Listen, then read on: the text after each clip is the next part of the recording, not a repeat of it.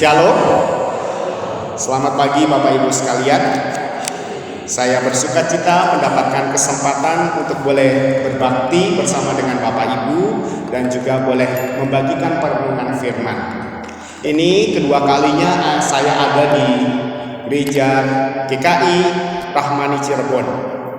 Pertama kali saya ke tempat ini adalah ketika Pendeta Susi ditabiskan sekian tahun yang lalu. Dan ini kali pertama saya boleh membagikan perenungan firman di tempat ini.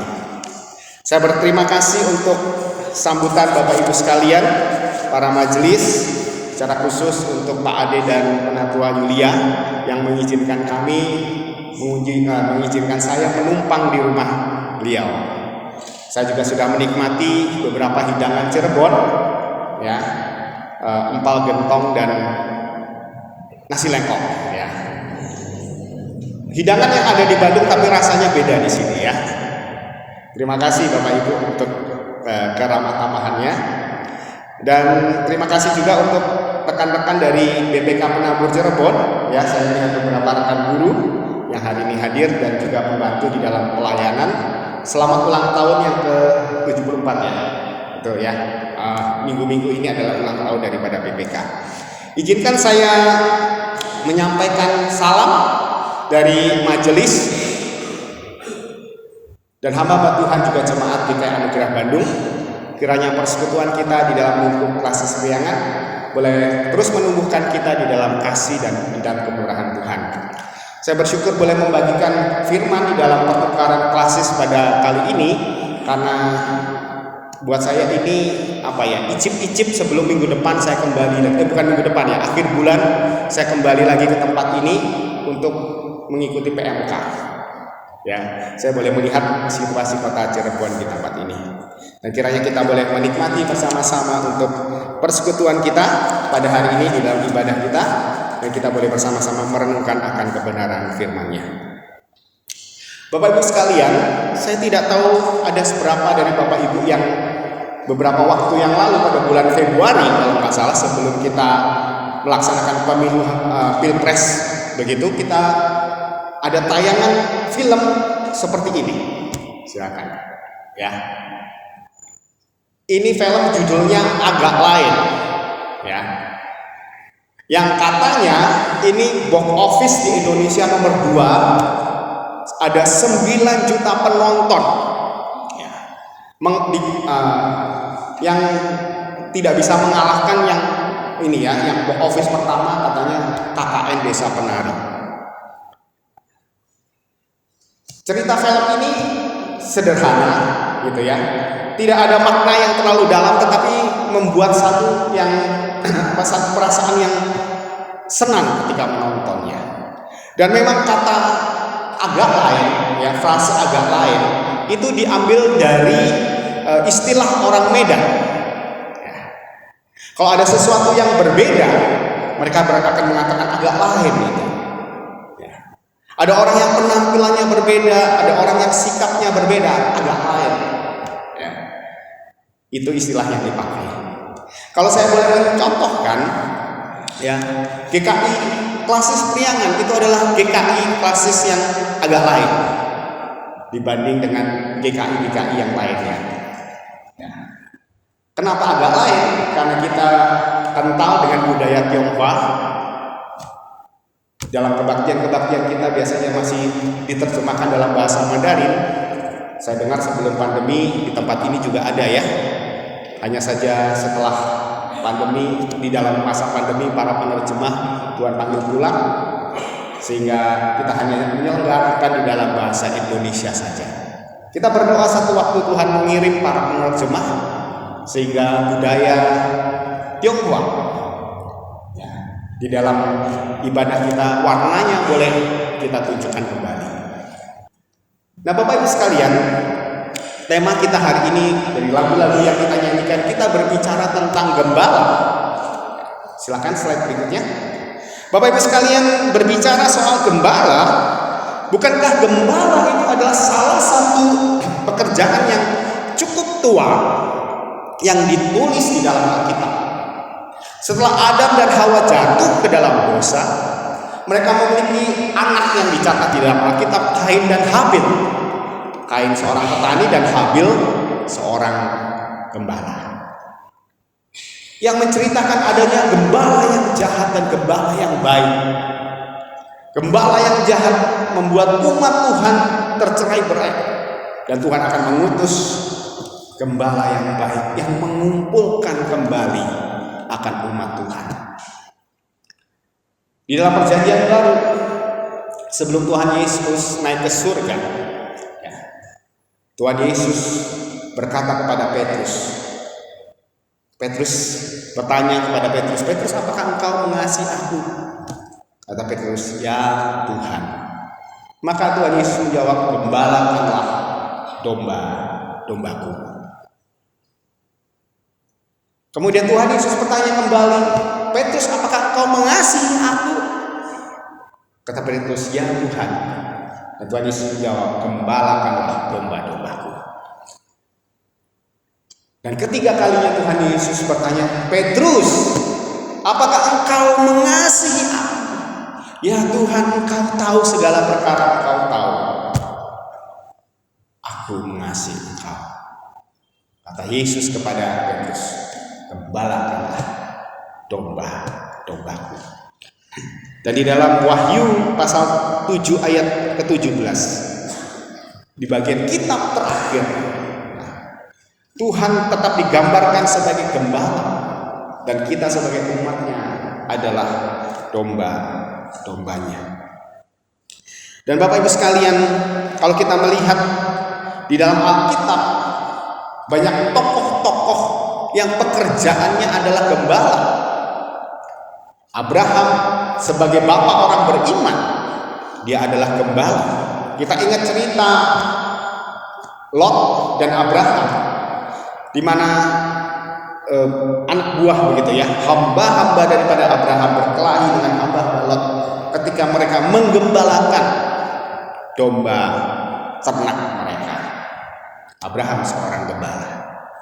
Musa, nabi yang Tuhan utus untuk membebaskan bangsa Israel keluar dari tanah Mesir, ya, yang dulunya dia adalah pangeran di dalam kerajaan Mesir.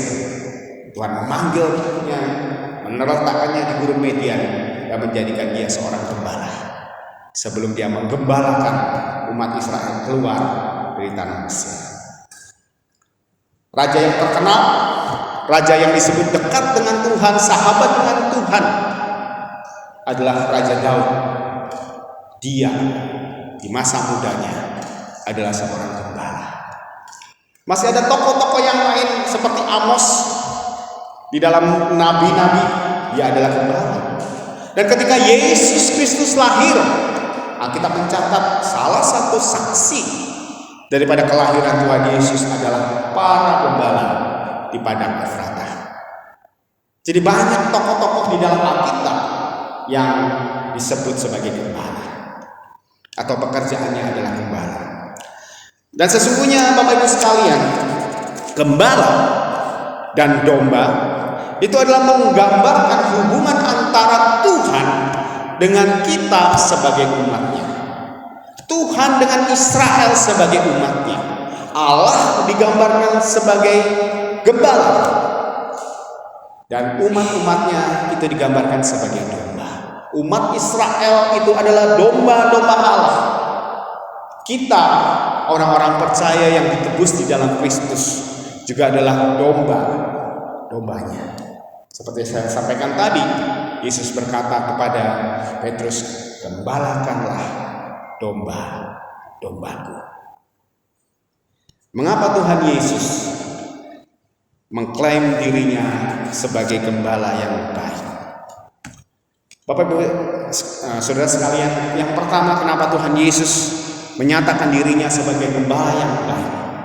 Oleh karena sesungguhnya Dia adalah sumber kehidupan dan sumber keselamatan. Dan kemudian Tuhan Yesus di ayat 8 mengatakan, "Semua orang yang datang sebelum aku adalah pencuri dan perampok." Maknanya adalah banyak orang ya, sebelum Tuhan Yesus datang mengaku sebagai nabi, ya, mengaku sebagai Mesias, tetapi sesungguhnya mereka adalah nabi-nabi palsu dan Mesias palsu. Mengapa demikian? Di ayat ke-9 dikatakan, "Akulah pintu, barang siapa masuk melalui aku, ia akan selamat." Seorang Mesias, juru selamat, namanya juga Mesias dan juru selamat. Artinya dia memberikan keselamatan. Aku adalah pintu, Tuhan Yesus adalah pengantara, ya, dari kita yang dulu berdosa, ya, karena kita tidak berkenan di hadapan Allah. Dan ketika kita menerima Yesus Kristus, kita mendapatkan keselamatan di dalam Dia. Kemudian di sini dikatakan ayat ke-10, pencuri datang hanya untuk mencuri, membunuh dan membinasakan. Nabi-nabi palsu, ya, orang-orang sebelum Kristus ataupun sesudah Kristus tidak membawa keselamatan, mereka membawa kematian. Tuhan Yesus dengan bijaksana memberikan kiasan-kiasan, memberikan petunjuk-petunjuk bahwa sebenarnya Dialah Allah sendiri. Maka Dia berkata, "Akulah kebenaran." Dia mengatakan, "Akulah sumber kebenaran, karena Aku adalah Allah." Dan Dia berkata, "Akulah hidup." Dia adalah sumber hidup. Artinya Dialah yang memberi kehidupan, baik kehidupan di dunia ini ataupun kehidupan yang akan datang. Jika ada orang lain yang mengklaim mereka bisa membawa umatnya kepada Allah, kita hanya bisa menghormati iman mereka. Tetapi di dalam Kristus kita hanya percaya ada satu jalan, yaitu Kristus sendiri yang membawa kita kepada Bapa kita di surga. Bapak Ibu sekalian, gambar berikutnya kita tolong, ya.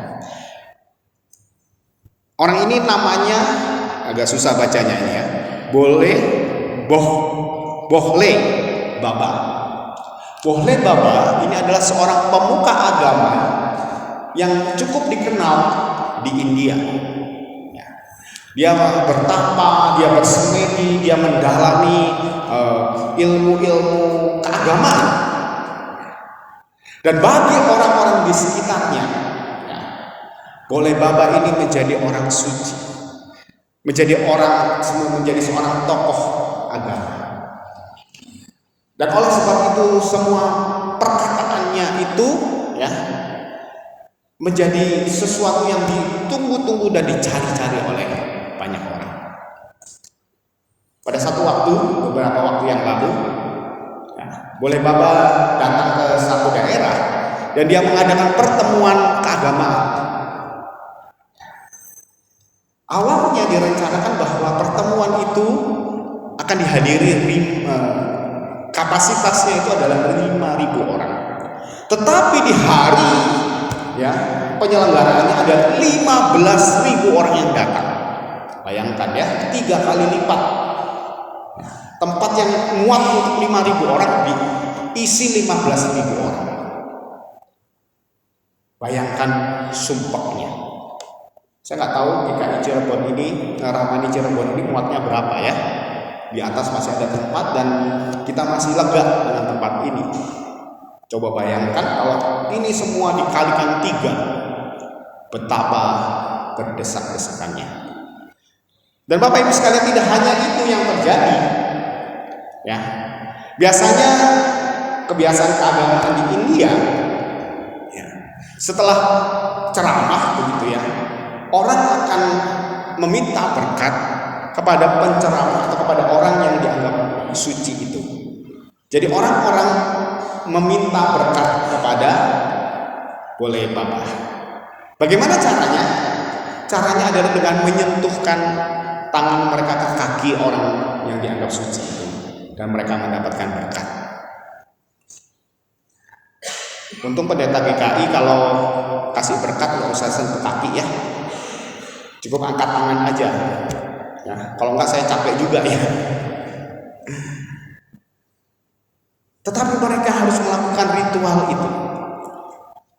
Maka orang-orang pun berusaha untuk boleh menyentuh kaki, boleh babah ini. Dan apa yang terjadi Bapak Ibu sekalian, karena orang yang begitu berdesak-desakan, mereka berusaha maju, dan ini yang terjadi. Silakan slide berikutnya. Orang-orang saling dorong dan saling injak. Kaum wanita dan anak-anak, mereka tidak berdaya di tengah-tengah desakan itu.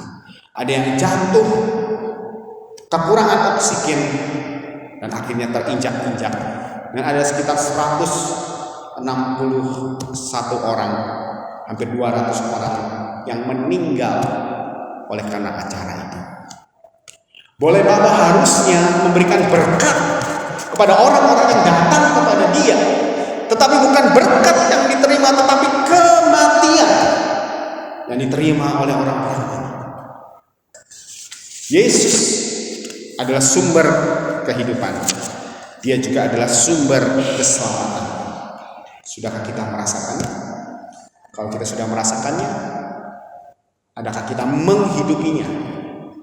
Dan adakah kita juga membagikan kepada orang-orang di sekitar kita yang juga memerlukan kehidupan dan keselamatan di dalam Dia?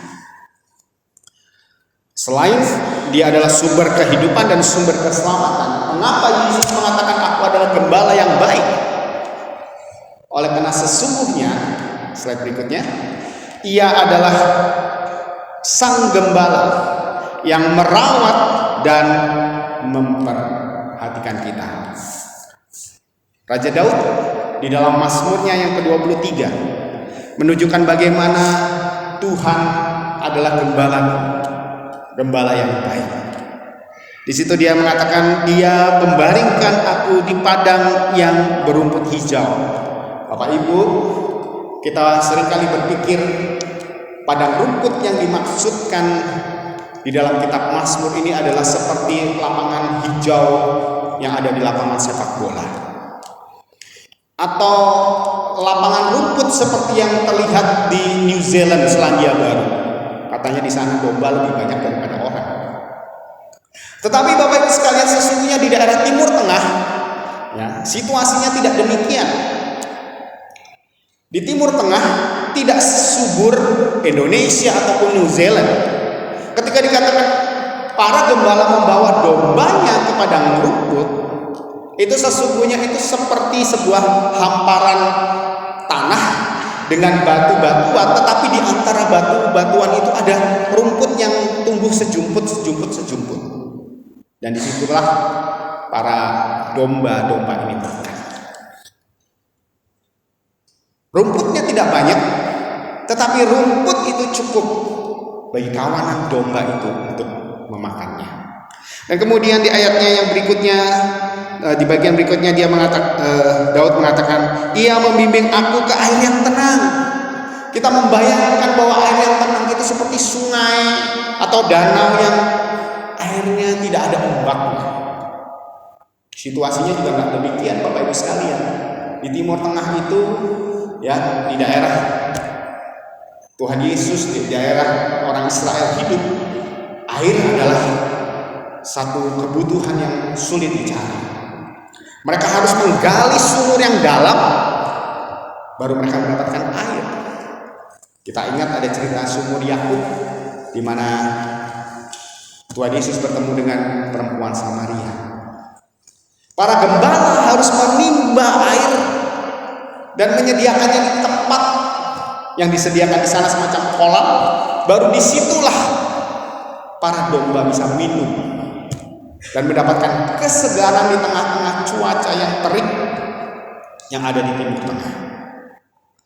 Dan kemudian di sini kata Ia menyegarkan jiwa. Minuman itu membawa kesegaran bagi para domba. Daud mengatakan, Ia menuntun aku di jalan yang benar.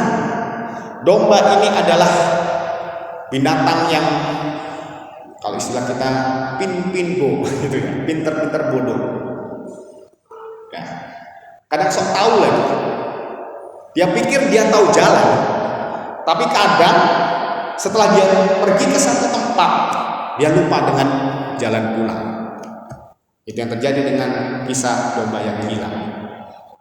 Maka gembala mempunyai tongkat yang panjang untuk menarik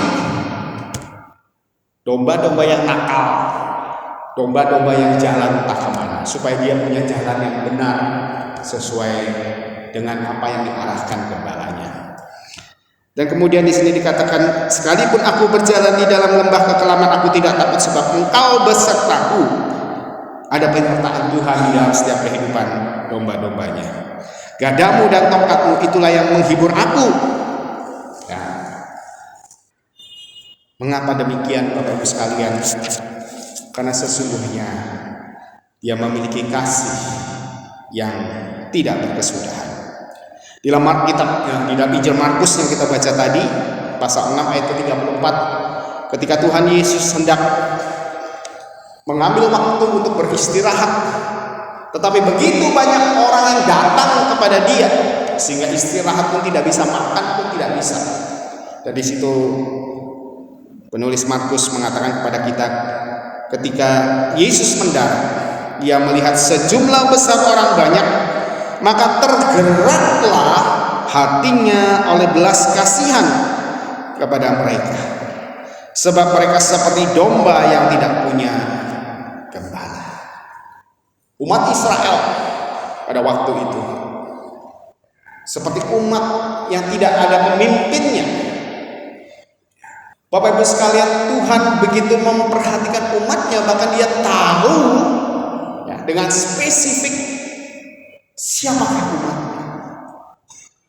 Di sini digambarkan gembala itu tahu nama daripada domba-dombanya dengan spesifik. Dan Dia tahu segala kebutuhan daripada domba-dombanya.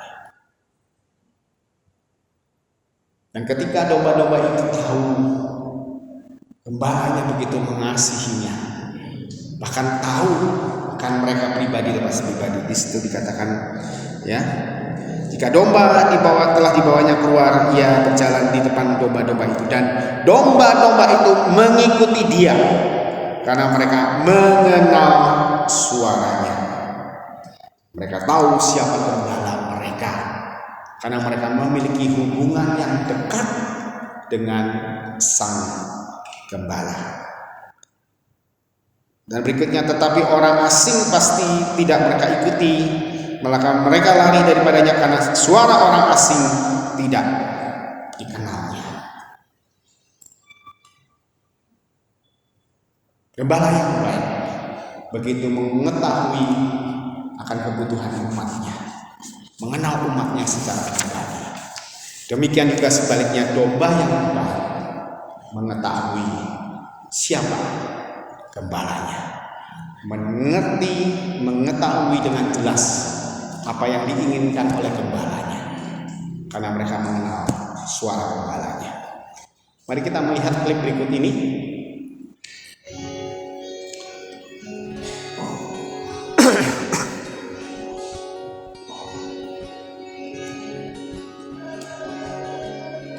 Suaranya bisa dikeraskan sedikit. Ini ada peternakan ya. Ada orang-orang yang coba memanggil domba-domba itu.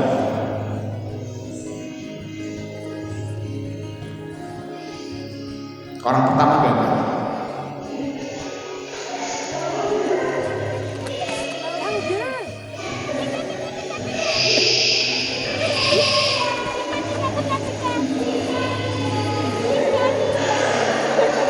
Orang kedua mencoba juga gagal.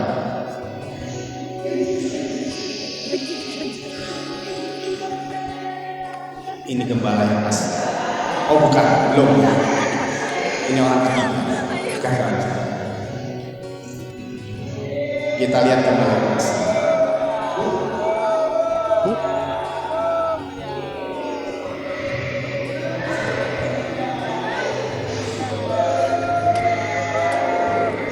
Lihat Bapak Ibu, kata-katanya sama. Tetapi ketika gembala memanggil, domba-domba itu tahu siapa gembala. Dan mereka datang mendekat kepada sang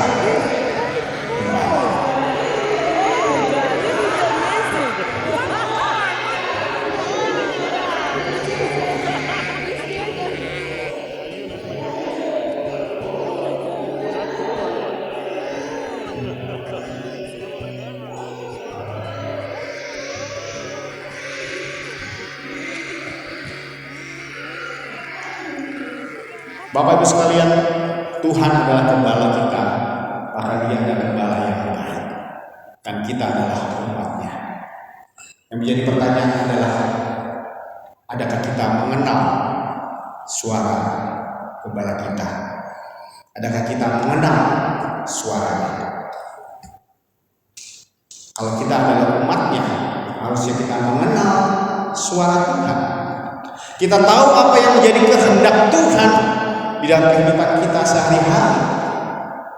Dan sesungguhnya bukankah Tuhan sudah memberikan firman-Nya kepada kita untuk kita baca dan kita renungkan? Menjadi pertanyaan bagi kita, adakah kita merenungkan firman-Nya siang dan malam? Ketika kita mengambil keputusan di dalam setiap kehidupan kita, adakah kita berkonsultasi dengan Tuhan? Maukah kita mendengar suara Tuhan? Maukah kita mengikuti apa yang menjadi suara Tuhan? Itu tidak akan terjadi kalau hubungan kita tidak dekat dengan Allah kita. Slide berikutnya. Efesus 2 ayat 13, Rasul Paulus mengatakan, tetapi sekarang di dalam Kristus Yesus kamu yang dahulu jauh sudah menjadi dekat oleh darah Kristus. Oleh karena dosa, kita terpisah daripada Allah, kita jauh daripada Tuhan. Tetapi oleh karena Kristus, Dia menjadi perantara antara Allah dengan umat-Nya, dan kita menjadi dekat dengan Dia. Tuhan selalu dekat dengan kita. Pertanyaannya, adakah kita dekat dengan Tuhan kita? Dalam kisah domba yang hilang, bukan gembala yang meninggalkan dombanya, tetapi domba yang meninggalkan gembalanya. Jika Bapak Ibu merasa hidup tidak berarti, hidup biasa-biasa saja, hidup tanpa makna, jangan-jangan kita sedang jauh dari Tuhan kita. Setiap keputusan yang kita ambil bisa salah. Jangan-jangan kita jauh dari Tuhan. Tuhan selalu ingin dekat dengan kita, karena Dia sudah mati buat kita. Marilah kita datang mendekat kepada-Nya. Jangan tinggalkan persekutuan orang-orang percaya. Jangan tinggalkan rumah Tuhan. Jangan lupa renungkan firman-Nya dan berdoa kepada-Nya. Disitulah kita yang dulu jauh dekat